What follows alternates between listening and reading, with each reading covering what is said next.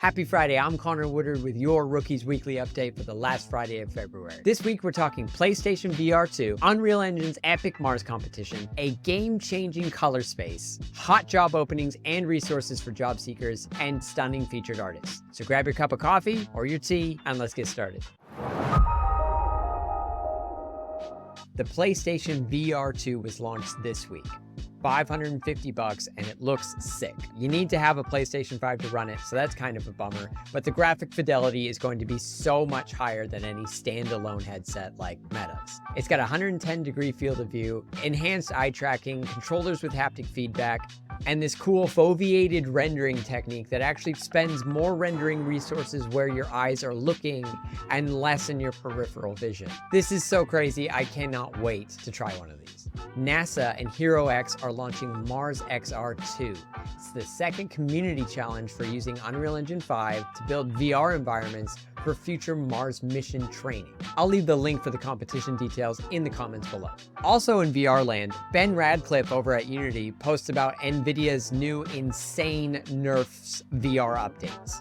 After a few iPhone pics of a famous street art alley in East London, he's exploring it in VR. It might look a little bit splotchy and hectic, but it's important to note that with technology like this, today's version is the worst it will ever be moving forward.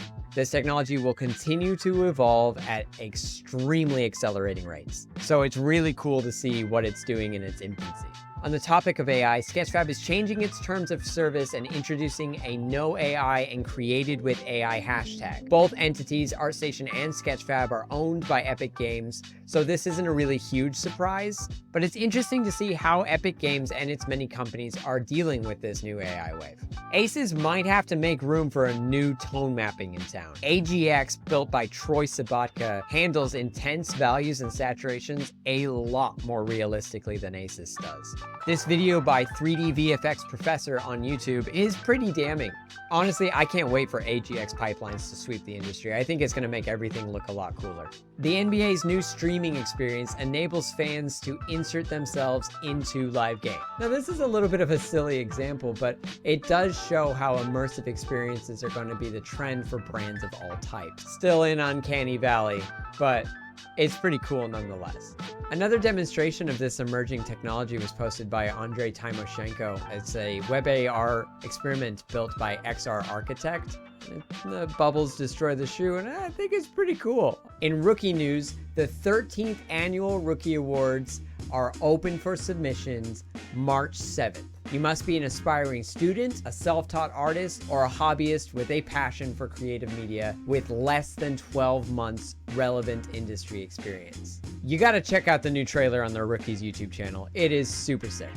Also on the Rookies website is this great article written by Jacob Dooner. He breaks down how to rig and animate a realistic creature for your portfolio or Rookie Awards entry.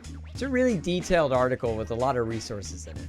Also going on right now at the Rookies is this Autodesk sponsored contest Rig B, which you can enter into animation, texturing, or effects. The brief is simple. The Autodesk art team have provided this industry standard robot asset. You can either animate it, texture it, or apply effects to it. The eligibility requirements are the same, and there's still 46 days left to compete. The Monaverse has just opened its Mona Grants program.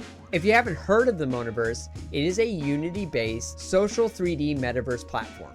This program is accepting applications for spaces, events, avatars, assets, and an open category with funding up to $5,000 per proposal. The submission deadline is March 10th. DreamWorks has opened up its internship program. The program typically offers internships in these departments. Blizzard Entertainment is hiring a lot of roles for Diablo 4, though their LinkedIn formatting is not great.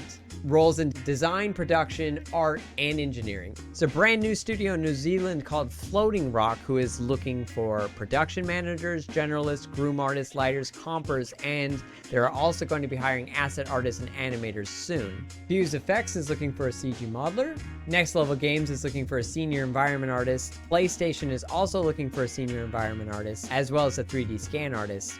Walt Disney is looking for lighting artists, environment look development artists, animators, and layout filing artists.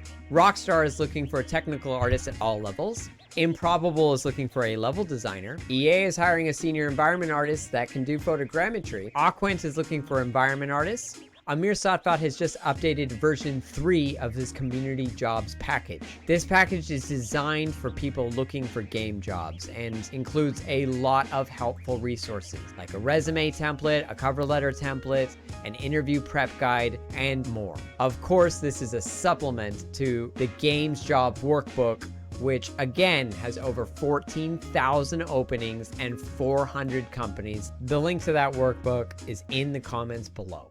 And now for the super cool stuff, the featured artists, from student to industry master. First is this rotor cipher machine modeled by Shashwat Patkar. Shash posted this on his rookies portfolio. I absolutely adore the attention to detail here. Gorgeous texturing, great modeling, and it running in real time. Up next is this rookies portfolio by Siu Jia Hui, who did this Last of Us clicker fan art, and it is gross and awesome. Tobias Gremler has just released another piece called Fascia Dance, and it is surreal and gorgeous. Pavel Protasov created this intricately detailed Mass Effect character fan art. Excellent work, Pavel. The VFX Express LinkedIn page posted this awesome breakdown from Rodeo Effects from Love, Death, and Robots. There's nothing quite like viewing the apocalypse through a macro lens. This is the worst one. I think those are penguins? Oh, no. Not okay, Rodeo Effects. Gaston Ugarte just posted his set modeling reel, which surmises his 16 years modeling sets for Pixar. And I guess you could say, you know, it's all right. It's not too bad. Seriously, some of the sets in this reel are from the most iconic and meaningful movies of a generation. A huge congrats to you, Gaston, for all of this wonderful work, and thank you for sharing it with us. Guillaume Compost has just posted his student reel called Cargo, a CG short film. And it is just so good. Honestly, I don't want to spoil it, so you're just going to have to watch it yourself. I'm going to stop it right here. This piece absolutely blew me away. That's it for the Rookies Weekly Update. I hope you found it useful, and I hope you have a freaking fantastic weekend.